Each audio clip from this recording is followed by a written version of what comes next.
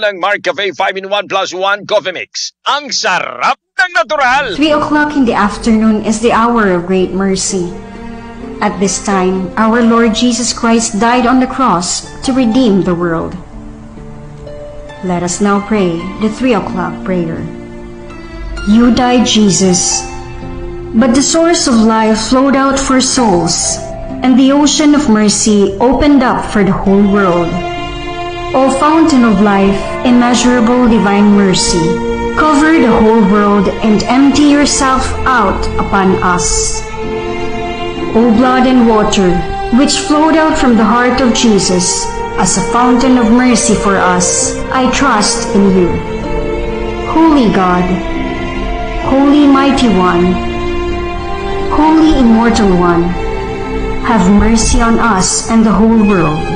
Holy God, Holy Mighty One, Holy Immortal One, have mercy on us and the whole world. Holy God, Holy Mighty One, Holy Immortal One, have mercy on us and the whole world. Amen. Jesus, King of mercy, I trust in you. Ano ang radyo mo? Sa Bicol Idol! Napapakinggan sa buong Kabikolan. Ito ang mas pinalakas at mas pinalinaw, ang mahimpilang mas pinagkakatiwalaan. This is your radio. 89.1 Idol FM Legazpi, 105.5 Idol FM Naga, at 88.9 Idol FM Daet. Sa Bicol Idol. Member KBP. Napapanahong health topics, balita, health tips at iba pa. Tatalakayin sa chikahang pangkalusugan ng Department of Health Bicol Center for Health Development. Halina't makinig at umantabay. Alamin ang mga programa ng DOH sa ilalim ng 8-point action agenda. Chikahang Pangkalusugan, hatid sa inyo ng Communications Management Unit. Chikahang Pangkalusugan, mapapakinggan at mapapanood ng live tuwing Biyernes alas 3 hanggang alas 4 ng hapon sa DOH Bicol HD Facebook page, 89.1 Idol FM Legazpi, 105.5 Idol FM Naga City, at 88.9 Idol FM Daet. Chikahang Pangkalusugan! Tara na mga kachika!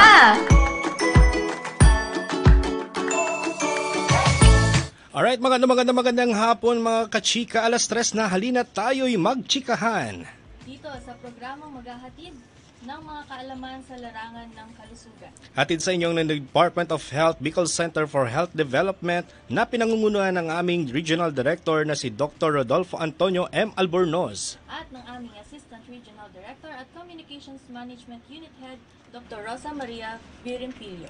Ito ang Chikahang Pangkalusugan, dahil ang life ay masapi kung tayo ay healthy. Antabayanan kami tuwing Biyernes alas 3 ng hapon dito sa Bicol Idol FM Legazpi, Idol FM Naga at Idol FM Daet. At syempre mapapanood din tayo ng live sa DOH Bicol CHD Facebook page. Ako po si Kenneth Dado. At ako naman po si Nicole Balhimino, ang inyong mga kachika mula sa DOH Bicol Communications Management Unit. Ayan, so nasa ika-6 na tayong episode. So ang tatalakayan naman natin ngayon ay tungkol sa wild diseases. So ano nga ba ang nakapalagay sa wild diseases? W, waterborne disease. I, influenza-like illnesses. L is for leptospirosis, and D is for dengue. So bago natin yan pag-usapan, syempre may makakasama din tayong resource speaker. Andiyan lang po siya. So before yan, dumako muna tayo sa balitang DOH Bicol.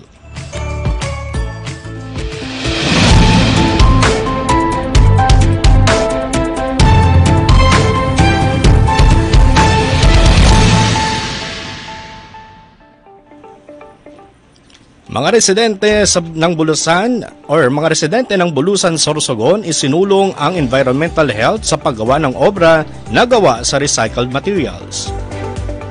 Kauna-unahang nutrition care process training para sa mga nutritionist dietitians, pinangunahan ng DOH Bicol. Mahigit 200 kabilang sa vulnerable sector sa Sorsogon nabakunahan sa isinagawang Big Catch-Up Immunization Regional Launching. Benepisyo ng pagbabakuna binigyang diin ng DOH Bicol. Barangay Local Chief Executive sa Camarines Norte nagpahayag ng suporta.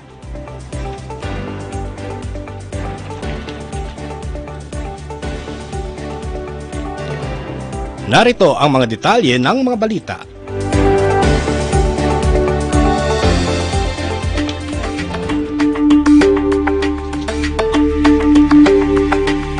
Sa unang balita, nagpakitang gilas ang mga residente mula sa Bulusan, Sorsogon ng kanilang diskarte sa paggawa ng iba't ibang uri ng obra o art pieces na gawa sa recycled material sa isinagawang paligsahan na Recreate Recycled Art Making Contest noong October 7, 2024. Ito ay bilang parte ng People Focus activity ng DOH Bicol CHD na may layuning suportahan ang advokasya para sa environmental health. Nakamit ng Porog Barangay Health Station ang first place sa nasabing contest. Sumunod ang Mabuhay Barangay Health Station at ang ikatlo ang San Vicente Barangay Health Station. Ang environmental health ay isa sa mga priority areas ng health promotion ng DOH Bicol at ang ganitong uri ng mga aktibidad ay isang paraan upang bigyan diin ang kahalagahan ng pagpapanatili ng kalinisan upang masiguro ang kalusugan at kapakanan ng bawat mamamayan sa komunidad. Pinangunahan ng DOH Bicol CHD ang kauna-unahang Nutrition Care Process o NCP training para sa mga nutritionist dietitians sa Bicol Region. Ito ay naganap noong October 2 to 4, 2024 sa Naga Regent Hotel.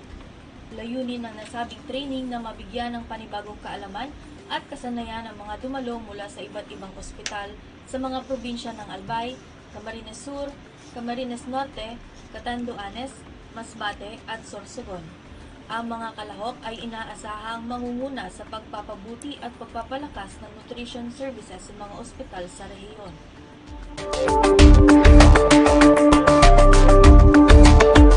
Ikatlong balita, nabakunahan ang mahigit na 200 individual, kabilang na ang mga sanggol, bata, buntis at senior citizen sa isinagawang Big Catch-Up Immunization Regional Launching sa Balogo Gymnasium, Barangay Balogos, Sorsogon City. Ito ay pinangunahan ng DOH Bicol CHD sa pakikipag-ugnayan sa pamalaang panlalawigan ng Sorsogon kahapon, October 7, 2024. Target ng aktibidad na bakunahan ang mga vulnerable sectors sa pamamagitan ng life stage immunization approach upang maprotektahan ang kanilang mga pamilya laban sa iba't ibang vaccine-preventable diseases. Bukod pa rito, nais ring makapagbigay ng DOH Bicol ng mga booster shots at catch-up sa mga individual na kailangan mabakunahan. Binigyang diin ni DOH Undersecretary for Public Health Services, Cluster Dr. Glenn Matthew Bagaw, ang kahalagahan ng pagkakaroon ng kompletong bakuna ayon sa schedule nito upang masiguro ang proteksyon sa VPDs. Patuloy naman na hinikayat ng DOH Bicol ang mga magulang, buntis at senior citizens na magpabakuna laban sa VPDs upang maiwasan ang pagkakaroon ng malubhang karamdaman o pagkamatay. Para sa susunod na balita, binigyang diin ng DOH Bicol ang mga benepisyo at kahalagahan ng pagbabakuna sa mga bata sa isinagawang Symposium on Immunization for Barangay Local Chief Executives sa Camarines Norte noong October 15, 2024. Ayon kay Dr. Monray Isaiah Mansilla, ang Non-Communicable Disease Prevention and Control Cluster at Health Promotion Unit Head, mahalaga ang pagbabakuna upang maiwasan ang iba't ibang uri ng mga kumakalat na sakit. Naipaliwanag din ni Dr. Mansilla ang kahalagahan ng pagbabakuna ng human papillomavirus vaccine sa mga batang babae upang maiwasan ang pagkakaroon ng cervical cancer. Kaakibat ng layunin na makamit ang 95% na target immunization rate sa Bicol Region, hinihingi ni Dr. Rosa Maria Birempillo, ang Assistant Regional Director ng DOH Bicol, ang suporta at kooperasyon ng mga Barangay Local Chief Executives sa paghikayat sa mga magulang na mabakunahan ang kanilang mga anak ng mga routine vaccinations at makiisa sa programang Bakuna Eskwela ng Kagawaran.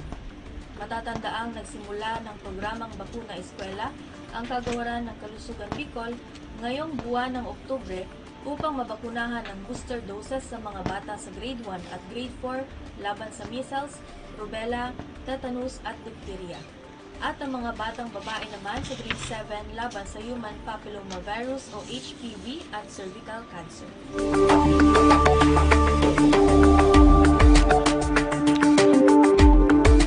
At yan ang mga balitang hatid sa inyo ng DOH Bicol Communications Management Unit ngayong linggo. Alright, oras natin 12 minutes, makalipas ang alas 3 hapon. Diyan lamang po kayo at magbabalik po kami pagkatapos ng isang paalala mula sa Department of Health. Dito lang yan sa Chikahang Pangkalusugan dahil ang life ay mas happy kung ikaw ay healthy. Sa Bicol, Idol.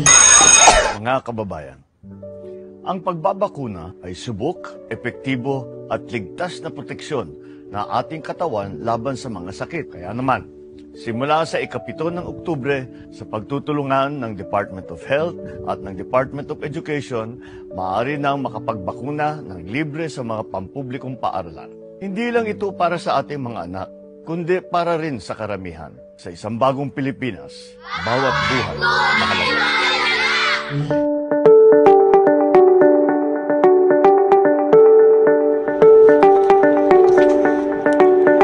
Alright, nagbabalik po ang Chikang Pangkalusugan at dumako na tayo sa ating paksa ngayong araw, ang tungkol sa wild diseases.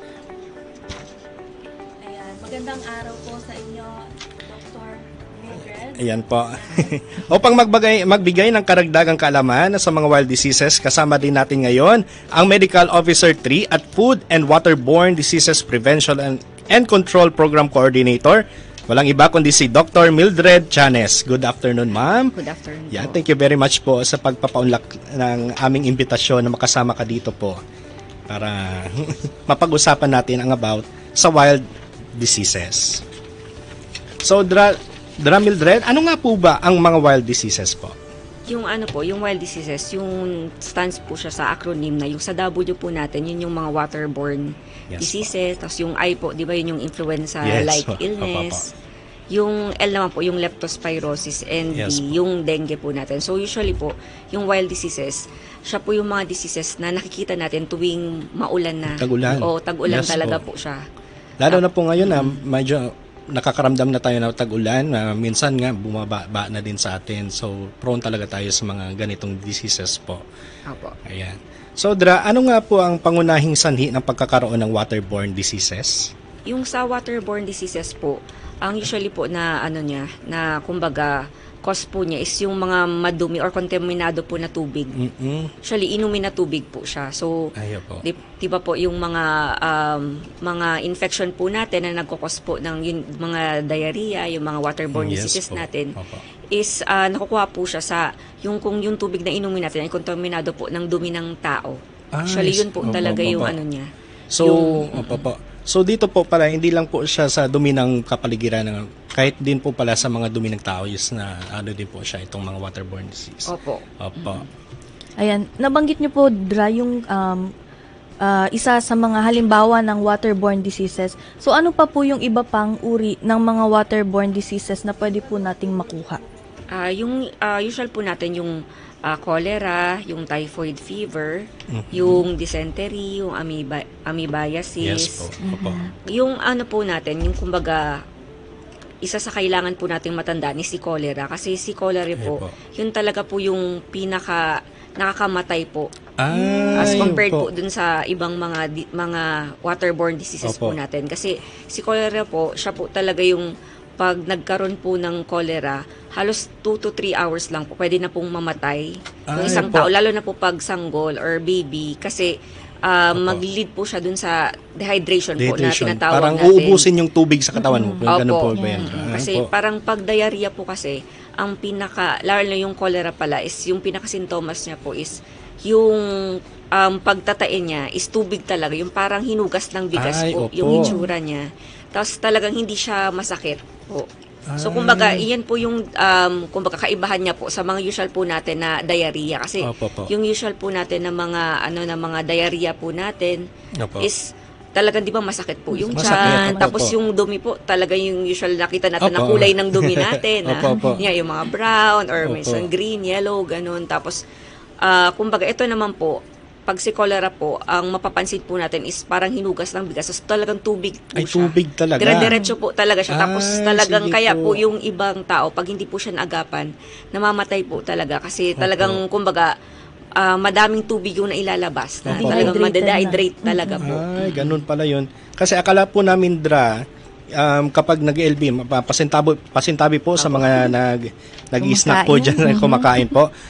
Kasi kadalasan po, di ba, Dra, kapag may diarrhea or nag-LBM, is kadalasan mga liquid form yung nilalabas. Opo. Pero itong cholera pala talaga siya, talagang tubig, walang kulay na kung tutusin Para po. ang itsura niya po, yung hinugas ng bigas. Ay. Yun po yung itsura niya po. Kaya talaga Talaga madi-differentiate nakakatakot po natin siya sa sa usual po natin na yung mga diarrheal na diseases po natin. Ay, sige po. Opo. Ayan. So guys, ingat-ingat po tayo sa mga iniinom po natin. Ayan po. So ika-apat na po. Ano nga po ba ang mga sintomas ng waterborne diseases po? Yung pinaka-usual po natin, 'di ba, yung may lagnat po, tapos masakit yung tiyan, yung dumi po is yung hindi talaga form siya or talagang matubig po yung dumi. Matubig. Ay, sige Opo, po. tapos yung iba nanghihina na po. Ay, Tapos kasi nga usually dahil din nga dun sa sa Opo. dehydration na din po na Opo. natin. So kasama na po din Opo. doon yun. So pag ganun po talaga kailangan na din talaga, pero pag ganun po kailangan pa din pong kumain ng yung talagang usual na po natin pagkain, o hindi po natin dapat ililimit yung kumbaga yung mga usual Opo, kinakain opo. natin. Opo. So mabalik po tayo, Dra. What if kapag dumi ka ng dumi, makakatulong ba ang pag-inom ng tubig kung sakali man po? Makakatulong po siya, tsaka yung Orisol po natin, yung mga oral rehydrating solution po natin. So pag sige po. may gano'n na po na nararamdaman, kailangan po na uminom ng Orisol po para umaga ma-prevent po natin yung dehydration. Dehydration. Yan talagang pinakaingatan po natin yung wag tayo ma-dehydrate. Opo. So, Dra, nabanggit nyo na po yung Orisol. So, yun na po yung pangunahin nating parang lunas para sa dehydration or sa waterborne diseases. Ganun na po ba yun, Dra? Opo, pero kung halimbawa po nagkataon, wala pong mabilhan ng Orisol or kung gabi na or malayo talaga po, pwede naman po tayong gumawa ng homemade na Orisol. Sige po. Yung homemade po na Orisol, 1 litrong tubig po siya. Sa 1 litrong tubig po, 1 litrong tubig, maglalagay po tayo ng 1 kutsarita po na asin, tapos 4 na Asin. kutsaritang asukal. Ayan po. Opo. So, ayan po mga kachika, pakitandaan po kung paano po gumawa ng unang lunas, mga ganitong karamdaman po. 1 litrong malinis na tubig, asin at asukal po. Opo. Ayan Tapos po. yun nga po, yung buti in-emphasize po yung malinis na tubig. Yes. Kasi Opo, yung iba opo. po kasi akala, parang yun na yung makakapagpaano dun sa tubig. Yes, opo, opo. So, ang kailangan pa din po talaga, yung tubig po is malinis. Malinis talaga. So, kung hindi po tayo sigurado, so pwede po natin siyang pakuluan or i-boil po Ay, ng opo. 3 minuto po yung tubig para po Opo. Para sigurado mas po masiguro natin talaga. na malinis po Malinis talaga po siya. Opo. Opo. Ayan. Thank you so much sa tips mo po, Dra. Ayan po. So, dumako na po tayo sa letter I. So, natapos na po tayo sa letter W, which is waterborne diseases. So, ang letter I po, Dra, is influenza-like illnesses. So, ano po ang influenza-like illnesses po? Usually po, yun po yung mga virus po na nagkakaroon po tayo ng virus, tapos yun po is parang ang affected po nun is yun nga yung baga natin, tapos yung throat po. So usually po ang mga sintomas po nun is may lagnat po 38 degrees Lagnat po. pataas na may Opo. kasama po na ubo. Tapos sa iba naman po, hindi lang po ubo tsaka lagnat, mayroon din po yung iba masakit yung mga kasukasuan or masakit yung lalamunan, yung masakit yung katawan. Kumbaga parang yung usual po natin na sinasabi po natin na trangkaso. Trangkaso. So, Kasi more ganun of ganun lang po siya, talaga. Opo, si influenza-like illness. So, yung iba po ang may kasama pa ng diarrhea, nagsusuka. Opo. opo. So, halos pare-pareho lang talaga ang Opo, ano niya, halos Dra. Halos pare-parehas. di mo na ma-identify kung ano talagang tumama sa iyo na waterborne Opo. disease. Opo. So, Dra, nabanggit nyo po na ilan sa mga nararamdaman kapag meron po tayong influenza-like illnesses is yung pag-ubo at pagkakaroon ng lagnat. So, paano po natin to na papasa? Pwede po ba nating ma-emphasize kung paano po napapasa yung mga sakit na ganito, yung influenza-like illnesses? Usually po sa droplets po siya. So, halimbawa po, di ba, pag yung tao po, di ba, may sakit siya, yun nga, linalagnat, tapos inuubo. Pag umupo siya or bumahin po siya, di ba, may mga droplets na lalabas po. So, kung malapit ka doon, tapos syempre malakap mo siya or aabot siya, pwede din po magkaroon po yung taong yun, lalo na po kung mababa yung resistensya. Tapos pwede din po siya na halimbawa bumahin po siya or mubo po siya, tapos syempre yung mga droplets na, or sabihin natin mga laway nandun po sa mesa or ano, tapos yung tao po na pupunta dun sa mesa, tapos biglang mahawakan niya, tapos ilalagay niya po sa mata niya, sa ilong, sa bibig niya. Pwede din na po siya mahawa doon. So, kaya, kumbaga, malaki po yung ano natin, yung part po talaga ng prevention is yung paghuhugas po ng kamay. Kung naalala po natin, di ba yung COVID? Ganun na ganun po, di ba yung transmission? Naalala po natin, parang ganun po siya. Halos ganun po kasi siya, di ba? So, ayan nga po, kahit nga po natapos na, hindi naman masabi nating tapos na talaga. Kumbaga, ano pa rin si COVID-19, syempre, dapat kung ano na yung nakasanayan natin na pag-ingat, ganun pa rin hanggang sa ngayon. Kasi hindi lang COVID-19 ang sakit na pwede nating makuha sa mga panahon ngayon. Yes. Okay po. So, ano ang dapat gawin kung meron tayong naramdamang mga sintomas ganito po, Dra? Pag ganyan po, iwasan po munang pumunta sa mga matataong lugar. Opo. Kasi halimbawa kung tayo naman yung may sakit, mas maganda maiwasan para hindi tayo yung parang mag-start na makahawa. Lalo na po kung yung mga pupuntahan mo din po na mga tao is yung mga may high risk po, 'di ba? Na mga halimbawa yung may mga sakit po na mga may sakit sa puso, may sakit sa baga, o yung mga sinasabi natin po dati, 'di ba, na yung mga may comorbidities po. Tapos yung mga mga buntis or mga bata kasi sila po yung usually mabilis po mahawa. Tapos kung hindi po talaga maiwasan, kung kailangan po, pwede na po tayo mag-mask din. Tapos kung para din po maiwasan po na magkaroon po ng ganyan, iwasan po natin yung mga matataong lugar. Tapos mas maganda po yung ventilation pa din po, open po siya para diba yung pumasok pa din po yung hangin. Para kung meron man nag-uubo or at least medyo hindi talaga nakakulob siya. Tapos kung yun nga po, kung tayo po yung umuubo or may sipon, mas maganda na may po tayo, magko-cover po tayo ng natin, ng ilong natin kung uubo or babahin. Opo, Dra. Salamat po, Dra. So, kung nagkaroon ka na po ng simptomas nito, Dra, ano pa ang pwede pang mga remedyo or mga lunas? Pwede ba silang uminom ng mga paracetamol, mga ganyan na gamot po? Opo, pwede naman po kasi usually po, 'di ba, si influenza-like illness. So may po siya, may lagnat po siya, tapos mas sakit yung mga katawan. So pwede po na gumamit ng paracetamol. Pero since ang usual naman po kasi, 'di ba, pag influenza-like is virus po siya. So hindi naman siya kumbaga magagamot ng mga antibiotics. So kailangan lang talaga po is magpapahinga tayo, tapos kumbaga yung pagkain natin yung masustansya para at least kumbaga yung yung katawan po natin is maka-recover po siya or makagawa talaga siya ng kumbaga depensa doon sa virus. Yes, totoo yan. So ayun, nakita natin kung ano yung importansya ng pagkakaroon ng tamang nutrisyon. Yes po. And aside from that, yung prevention, Dra, imbis na mapunta tayo dun sa iinuming gamot, ano po yung prevention na pwede po nating gawin? Aside po sa hand washing, pwede po ba nating makonsider yung flu vaccine?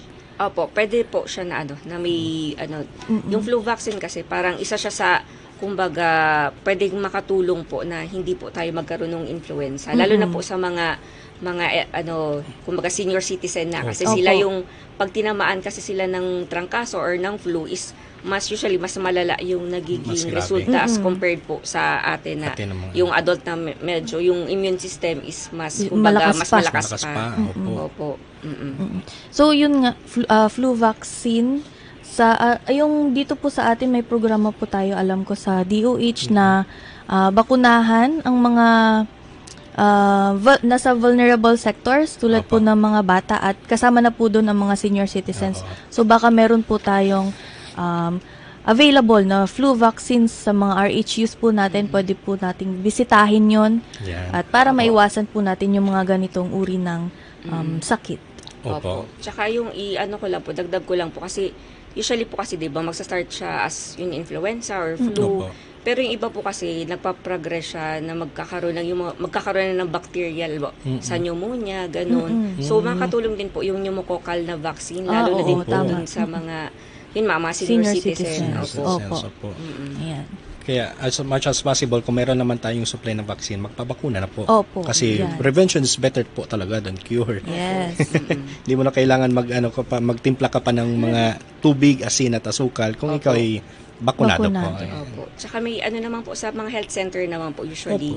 Meron naman po siya. So kumbaga yung iba kasi 'di ba private isipin kumbaga mahal ganyan. So sa mga mga health centers naman po usually meron naman po doon na na stock po. Kailangan lang natin pong magpunta talaga sa mga health centers natin at libreng-libre po ang mga bakuna na ibibigay po doon.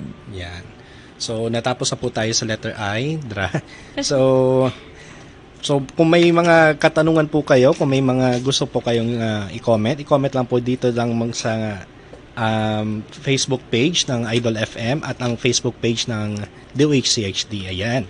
So, sa letter L na po tayo, ito po yung halos pinaka nakakatakot po din, ang leptospirosis, Dra.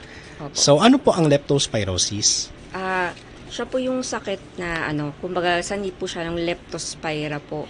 Na bacteria. Pero ito pong leptospira po, ito makukuha po siya usually sa ihi po ng mga hayop. Usually po dito po sa atin ang pinaka-common talaga po na nagkukos ito yung sa daga po. Oo, kasi di ba po ang transmission niya or makukuha po siya kung naglalakad po sa tubig baha. Or yung 'di ba kasi pag maulan, babaha, tapos minsan yung iba naglalakad o lulusong doon tapos lalo na po pag may sugat po yung sa paa o open wound. Pwedeng doon po papasok yung natin, yung bacteria. Or yung iba naman kung sobrang mataas yung tubig or 'di ba nakakainom na ng tubig baha. So contaminated na din po siya. So, hindi lang po pala siya pumapasok sa mga sugat, pati din po pala sa pag-inom, pag nainom. Opo.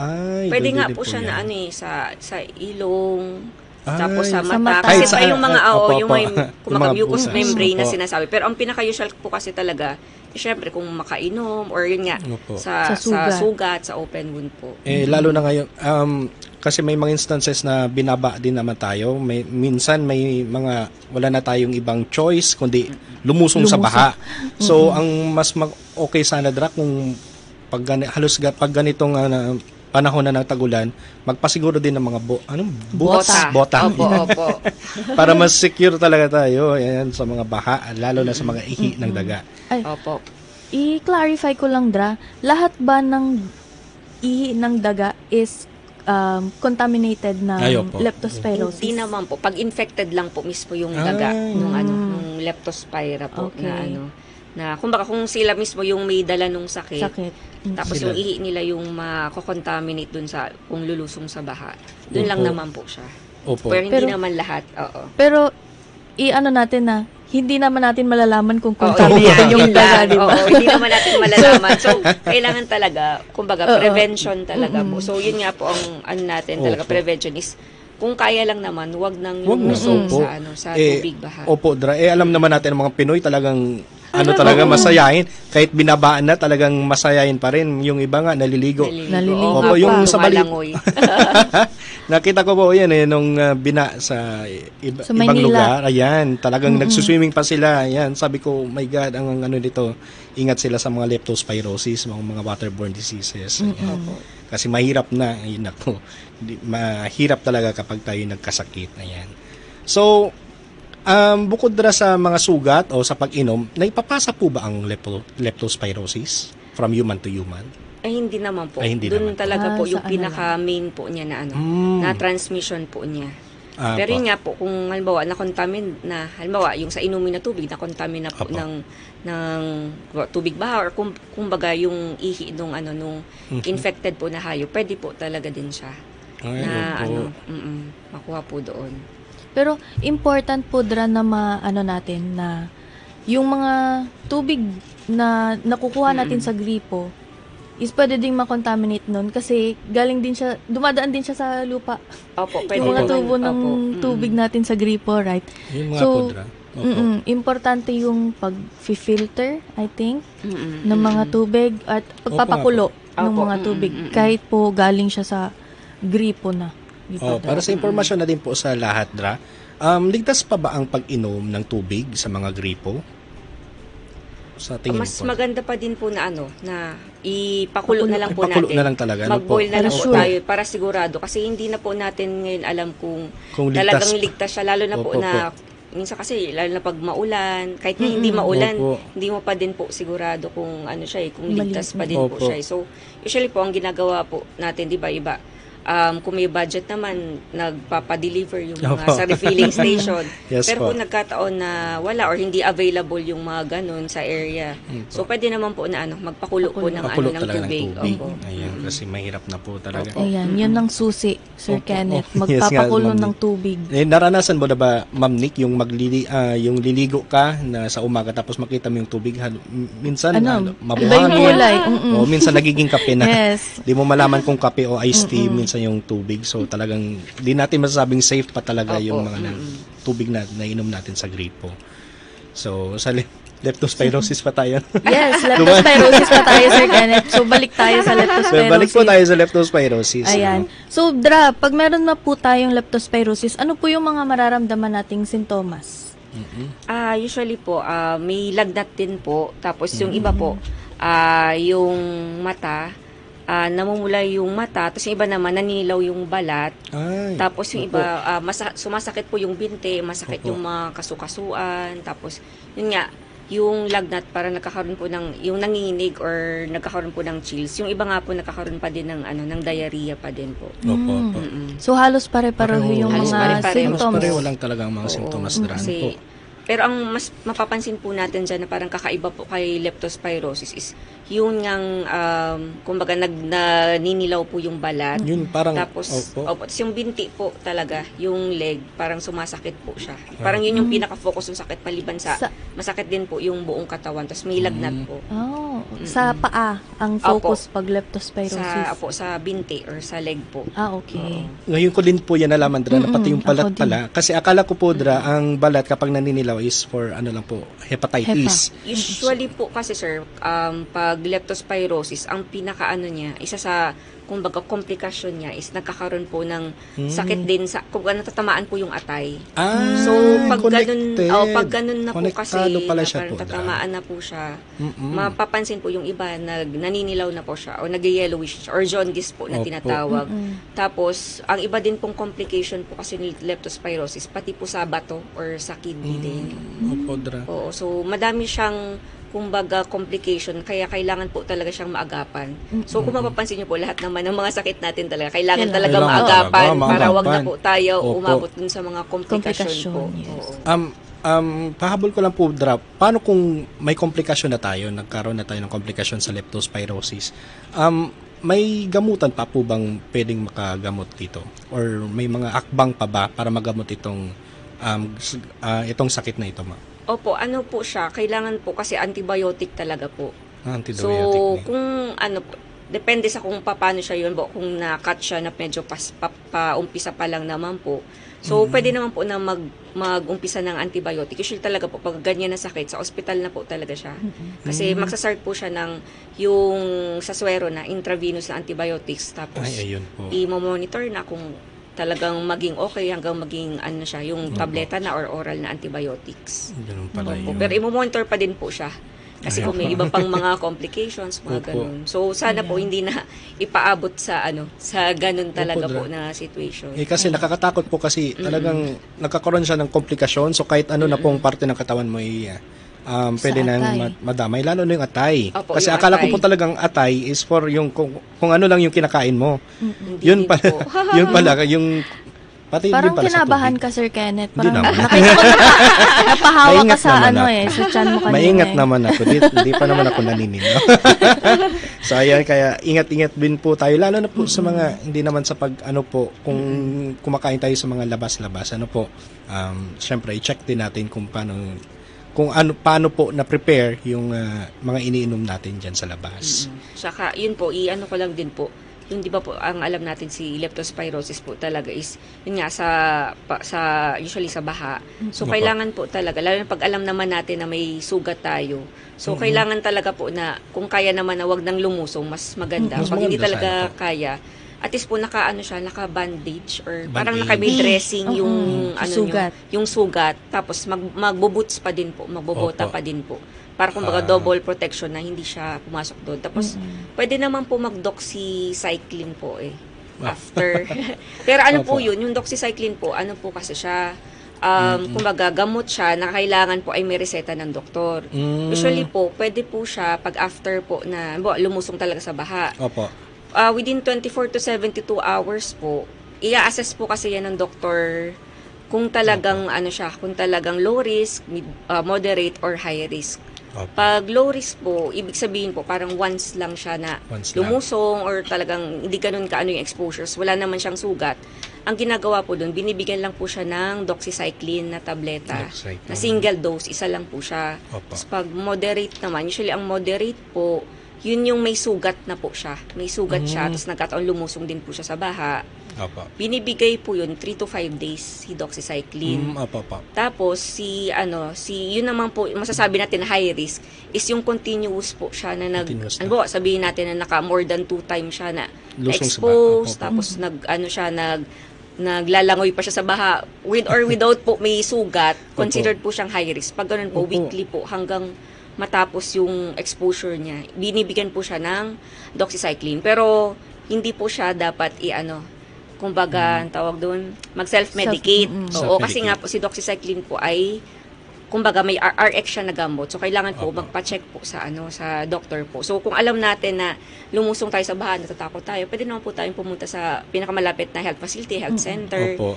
Usually lang po ang health center, Magpakonsulta. meron naman siyang doxycycline po Yes po. So para pwede po tayong maresetahan or mabigyan nung Gamot. Kasi tapos si doctor po din kasi yung mag-a-assess kung Ano low, kailangan? moderate or high risk. Doon po. malalaman Opo. po.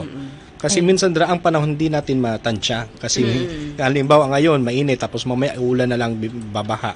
So Opo. kapag halimbawa, Doc, hindi kami nakadala ng bota. Opo. Tapos bigla kami inabutan ng baha. Opo. And syempre gusto namin makauwi at nakalusong kami sa baha. So pag uwi po ba namin, mainam ba na maghugas agad ng Opo. paa, tapos magano po agad ng alcohol? Kahit po wala na yung alcohol, basta po maghugas po na Opo. may sabon po talaga. Kumbaga yung Proper. sabon, Opo. tapos talagang hugasan nyo talaga na Opo. talaga malinisan po yung yung na-expose po na kumbaga dun sa tubig baha po. Opo. Lalo So, na kung may opo. sugat. So pagkatanggal pa lang ng bota, sabon agad po. Opo, So yun, opo, okay pa naman minsan. kasi isang beses pa lang naglusong sa baha. Pero para mas siguro, Pwede naman po Opo. ng yun nga, yung sa doxycycline, pwede naman po magpa-check. Magpa-check doon. na. Opo. Kahit Lalo na alam kung natin. duda kayo na kung talagang mas contaminated or Opo, opo. kasi lalo na kung mga, yun nga, alam nyong parang yung area is madaming basura, madaming so medyo talagang duda na tayo na ganda pa din sana na kumbaga yung magbota na lang, mag-ano na lang. Prevention pa rin. Prevention talaga. pa din, oh. Kasi Prevention. parang puro isip, ay may gamot naman pala. ganun. Opo. Oo. Yan. So, yun, konsultayo po tayo mga kaibigan. Ayan. Iwasan po natin ang pagiging self-proclaimed doktor na Yes. halos ito, ganyan man lang yan.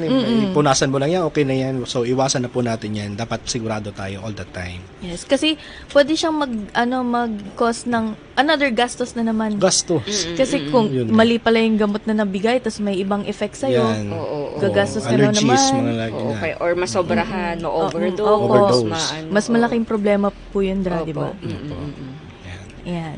So, ayan, tapos na tayo sa letter L. So, dito na tayo sa pinakalas po, Dra, ang letter D, which is dengue. So, halos alam naman natin ito. Pero, syempre, bibigyan pa rin yung kalinawan ni Dr. Dred. So, Dra, ano po? Ikaw na. Sige na. Hindi kasi 'di ba, yung dengue ngayon is tumataas po yung cases natin ng dengue. So very important na natalakay din po natin to dito sa ating programa. And so para lang po mabigyang linaw and for the background na din po ng ating mga manonood at tagapakinig, ano po ba yung dengue, Dra? Ito po, siya, virus po siya na sanhi po ng kagat ng lamok. Usually po, babaeng lamok na Aedes po. Aedes species. Yung Aedes po na, yung itsura po nung Aedes na lamok, para siyang black and white po yung niya. Yung yung parang itsura niya parang stripes, mga ganyan usually po. Pero syempre, hindi naman lahat ng ng lamok na gano'n is may dalang sakit. Kaya lang syempre, hindi naman natin alam, 'di ba? Kung may sakit siya. Pareho din yun sa leptospirosis na hindi mo alam kung meron. Hindi mo pa din alam. Kaya syempre, kailangan pa din na ma-prevent po. So pag nakagat po, lalo na kung meron po siyang dala na na dengue na virus, pag nakagat ka, so magkakaroon ka din po ng dengue po na virus. So, yung dengue po na virus, may 4 siya na serotype. So, ibig sabihin, sa buong lifetime natin, pwede tayo magkaroon ng 4 na beses na magkaka-dengue. Oo, kasi yung immunity sa isang serotype lang. So, kung meron na naman, tapos ibang serotype, pwede ka na naman magkaroon ng dengue po. Ay, ganun pala yun. Hanggang 4 na beses Hanggang 4 na beses, opo. Kadalasan pati nakakakita talaga ako yung tinatawag ko nga yan zebra mosquito kasi talaga may mga stripes sila. So halimbawa Dra, nagka-dengue ka, ano po ba mga sintomas na mararamdaman mo kapag meron ka ng dengue? Usually po yung pa din po siya, yung lagnat pa din, hindi talaga nawala si lagnat. Kasi kung mapapansin niyo po, lahat po ng infectious diseases is talagang may lagnat po siya. Talaga. Kasi parang si lagnat po kasi, yun yung yun yung reaction po ng katawan natin sa virus or bacteria. So pag may lagnat, pag-iisipin na natin na may nakapasok siya na virus or bacteria kasi yun yung way ng katawan natin para labanan yun. Pero lumalabas lang siya as lagnat, para ma-manifest lang siya as lagnat sa atin. Tapos, yun nga, masakit po yung kasukasuan, yung iba po nagsusuka, nangihina. So, masakit yung ulo, yun din po yung usual na nakikita natin na pag may dengue po. Opo. Marami talagang malaking gastusan talaga halos Dra kapag ikay nagka-dengue. Lalo na may mga kakilala po kasi ako na kahit hindi akala ko kasi Dra kapag bata ka pa doon ka lang yun lang yung time na makaka-dengue ka, pero hindi po pala kasi may mga kakilala akong na same age lang kami nagka-dengue na hospital pa rin po. Opo. At yung binibilhan din nga natin ng ulam, di ba? Na talaga kaya lumalaki na naman ang dengue sa atin. So, Dra, dun po sa mga lamok, yung Aedes mosquito, lumalabas. Kailan po yung oras na madalas lumalabas sila? Kasi madalas napapansin ko, yung mga lamok is pagpagabi na. Ganyan. Yung mga lamok po bang may dengue is may specific na time din po ba sila kasi na lumalabas? May mga nagsasabi-sabi din na morning ngayon naglalabasan, mga lamok na may dengue. Usually po, siya, 6 to 8 a.m. po, tsaka 4 to 8 po ng hapon hanggang gabi. So, pag umaga, mga alas 6 ng umaga hanggang 8 ng umaga, usually dun siya lumalabas. Tapos, pag mga paggabi na naman uli, mga alas 4 ng hapon hanggang mga alas 8, doon na din po siya lumalabas. Doon po na makikita natin yung si Aedes po na na lamok po. Ayan. So, ano po ba Dra ang mga pwede nating prevention sa dengue? Bukod sa paglagay ng mga lotion, yung para sa lamok, kagat ng lamok, ano pa po ba ang pwede po natin na gawin para ma-prevent natin na makagat tayo ng lamok? Yung sa po, di ba yung sa 4S po natin, yung sa search and destroy po. So, kailangan talaga malinis po yung kapaligiran. So, usually kasi yung mga lamok po is, kumbaga, ang gusto niya po talaga is yung malinis na tubig na hindi siya dumadaloy. So yung mga sa kanal po, 'di ba? So parang doon parang nagta-thrive yung mga kitikite. Tapos biglang parang doon nila gusto na parang dumami, tapos hanggang lumaki maging lamok na siya. Parang yun yung parang magandang environment sa kanila para lumaki. or dumami. Tapos pag maulan talaga, parang yun yung gusto nila pag madaming tubig, ganun. Lalo na kung pag sa mga kanal po, di ba, na hindi siya dumadalo, yung mga stagnant lang. Opo, dun talaga po siya madami. Tapos lalo na kung may mga may mga basura, mga dun din po siya. Tapos yun nga po, pwede din po na yung mga halimbawa, yung sa flower vase po, di ba? May mga tubig doon. So kahit ganun po kaliit na tubig lang, kung hindi po natin siya napapalitan, hindi po natin siya, kumbaga stagnant kasi pa din po siya na matuturing na stagnant pa din. Pwede po magkaroon diyan ng kitikiti, dadami na naman din po siya. Tapos kailangan po, 'di ba, kung meron tayong mga timba or kailangan mo siyang takpan. O kailangan talaga siyang takpan po or parang kumbaga siya. Tagilob. Kung sabi ko tagilob.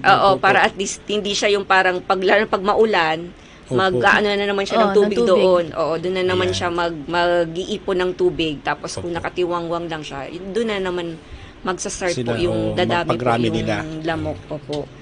Tapos yun nga, sa self-protection measures po, yun nga, yung sa insect repellent po or kulambo, pwede naman din po.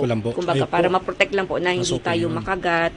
Tapos yung sa seek early consultation, so pag ika-second day pa lang po na nilalagnat, kasi di ba po, usually yung lagnat, pwede natin siyang ma-connect sa, halimbawa, may ubo-sipon ka. So, pwedeng isipin mo kasama siya sa, yung lagnat mo dahil sinisipon ka, inuubo. Parang papasok sa influenza-like illness. Or halimbawa, nagda-diarrhea ka. So, pwedeng isipin mo yung lagnat mo dahil nga sa diarrhea or masakit yung lalamunan mo, pwedeng sabihin mo, baka pwedeng sa influenza-like or baka may tonsillitis or ano. Pero pag yung lagnat lang talaga na parang wala kang maisip na maiko-connect doon na ibang symptom maliban sa masasakit yung kaso-kasoan, katawan, masakit yung ulo, pwede mo siyang isipin na possible po is si dengue. Or kung halimbawa lumusong ka sa baha, tapos masakit yung ulo mo, masakit yung kaso-kasuan, lalo yung legs mo, pag ganun, pwede mong isipin baka leptospirosis. So, more of ganun po siya. Medyo connected po kasi sila lahat talaga. Halos magkakaparehas lang po yung mga symptom po nila.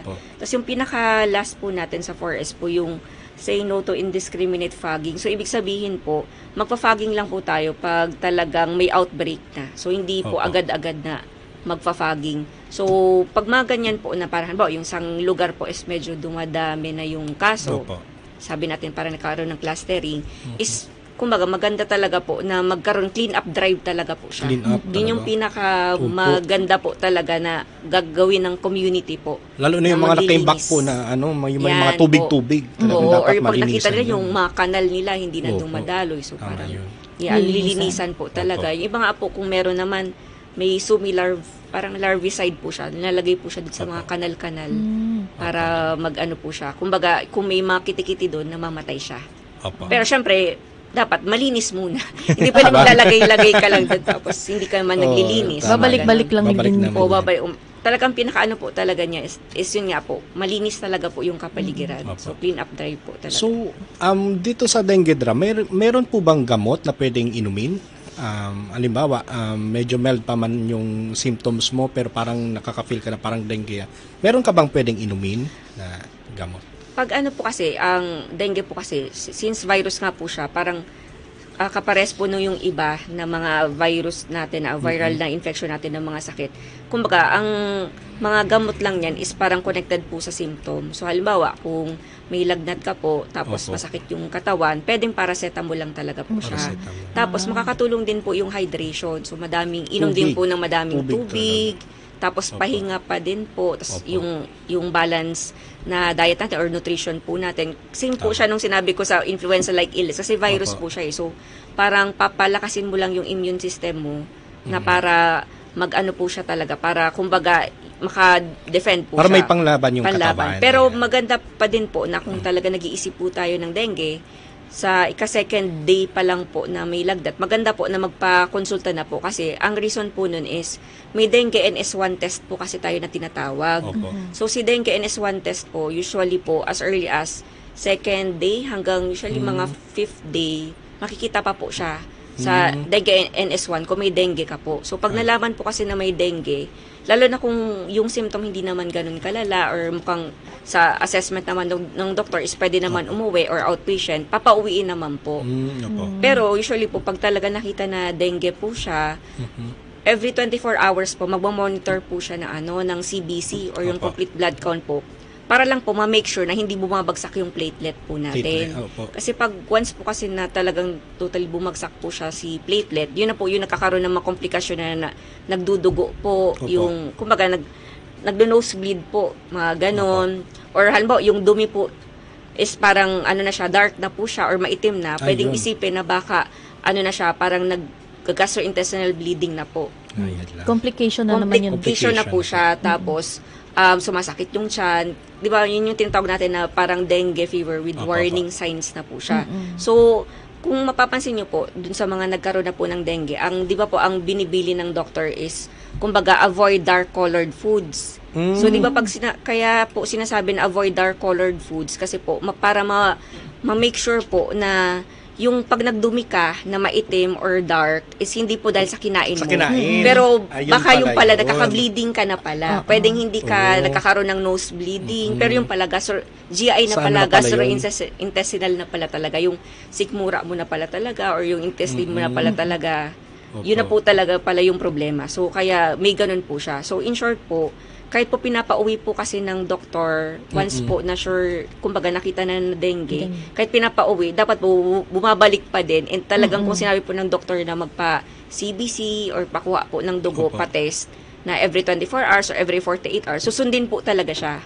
Kasi yun po yung way na ma-monitor po ng doktor, kasi baka mamaya niyan bumabagsak na, maglilid na po kasi siya sa complication pag once na bumagsak na po siya. Opo.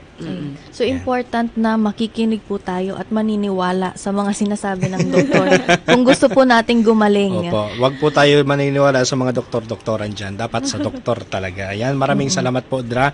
May last na katanungan po sana kami, pero itong katanungan namin halos na bigay mo na din po ng insights.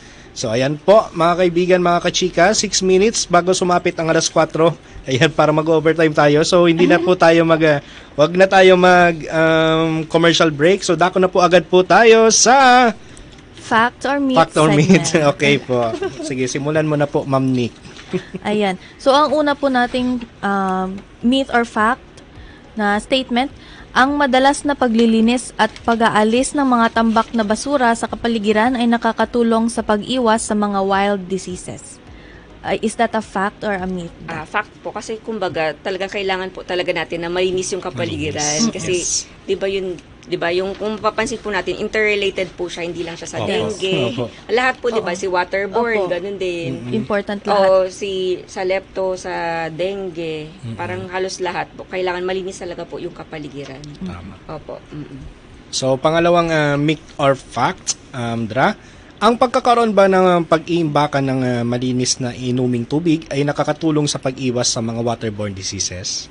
Fact po, kasi kumbaga kailangan talaga po ma-make sure natin na malinis po talaga yung tubig na iniinom natin. Pero yun nga po, dapat kasi yung imbakan talaga, sigurado din tayo na malinis kasi mamaya Contaminated din. Yung palang imbakan natin, yun pala yung contaminated na kasi hindi po pala nalilinisan ng maayos. So kailangan talaga ma-make sure pa din po na kumbaga malinis pa din po yung iniimbakan po ng tubig. Yan. Tama po yan. So, pangatlo po, Dra, actually nabanggit na to, ang flu vaccine ay nakakatulong upang makaiwas sa mga malubhang sintomas ng influenza. Opo, fact po, yun nga po, kasi kailangan po talaga siya. Actually, hindi naman lang po sa mga senior, kahit po sa mga sa atin po, pwede naman po tayo mag flu vaccine, pero kumbaga mas nakakatulong talaga siya sa mga elderly, senior, or yung mga may mga comorbidities, kasi nga po, pag tinamaan ng flu or influenza, mas kumbaga malala yung nagiging sa kanila po. Opo. Ayan. Maraming salamat po, Dra. Ayan. Okay ka na ba, Nick? Yes, okay na po. Nasolba. Kasi akala ko po, Dra, sapat sa atin ng isang oras, pero parang biti. Sinortcut ko na nga po yung iba kasi kukulangin tayo sa oras. May sunod pa dito nga segment. So, ayan po. Sige po. Ayan, maraming salamat po, Doc Mildred, sa pagsagot sa ating Myth or Fact segment at sa ating part 1 kanina. Sana po ay nalinawan po ang ating mga manonood at ang ating tagapakinig kung ano ba talaga yung mga makatotohanan ng mga impormasyon tungkol sa wild diseases. So, Doc, bago po tayo matapos, hingihingiin ko lang po yung huling mensahe or pabaon po natin na mensahe para po sa publiko. Opo. So kung isa-summarize po natin yung sa prevention po natin dun sa mga natalakay po natin ng mga sakit, di ba parang in common sa kanilang lahat is si hand washing. Tapos yung mapanatili po na malinis yung kapaligiran. Tapos pangatlo po yung parang seek early consultation talaga po. Para at least kung mapapansin natin, yun yung parang in common sa lahat na para ma-prevent natin na umabot po tayo dun sa complication. Yes po. So ayan, at ayan ang naging chikahan natin with Doc Mildred Chanes. Thank you so much po, Doc. Sana maraming natutunan. Hindi lang kami, pati din po yung mga tagapakinig po natin dyan. Ayan, tungkol sa wild diseases. So may announcement ka po ba, Ma'am Nick? Wala naman, pero meron tayong gustong batiin. Syempre. Mula sa ating kasama ngayon dito sa studio. Oo. Ayan po si Mr. Jomar Siciliano at si Sir Technician Jeff. Ayan. Maraming salamat po sa pag-assist. At syempre, batiin din po namin ng happy birthday po ang aming Regional Director na si Regional Director Dr. Rodolfo Antonio M. Albornoz. Ayan, happy birthday to you. Ayan. Naway may foods pang maabutan kami. Ayan, thank you so much po. Okay, so wala na. At batiin din po natin. Nag-hello po, nag-comment para si Ma'am Chay. Ayan po, Ma'am Chay, yung mga kasamaan po namin sa CMU, si Ma'am Chay, si Ma'am Denise, sino pa? Si Ma'am Chris and Ma'am Janine. Pati na din po yung mga nasa mga nasa travel. Si Kuya Regner, baka makalimutan natin. Ma'am Janine din. Okay na po. Ayan po. At dito na din po nagtatapos ang ika-6 na episode ng Chikahang Pangkalusugan. Tungayan ang mga susunod na episodes bawat Biyernes sa DOH Bicol CHD at Idol FM Facebook page at sa Idol FM Legazpi, Idol FM Naga at Idol FM para sa kadagdag kaalaman ng DOH programs. Dito lamang yan sa Kagawaran ng Kalusugan Bicol at lagi po naming ihahatid ang mga latest na balita at health reminders para sa pangmalawakang paghatid ng serbisyong Salud Bicolnon. Ako po si Nicole Balhemino. At ako naman po si Kenneth Dado. Lagi naming pinapaalala na makialam, makisama, iwasan ng sakit, palakasin ng resistensya, dahil sa bagong Pilipinas, bawat buhay ay mahalaga. Dito lang yan sa Chikahang Pangkalusugan. Dahil ang life ay mas happy kung ikaw ay healthy. Ayan, maraming salamat po. See you next Friday. Thank you so much po. Dra.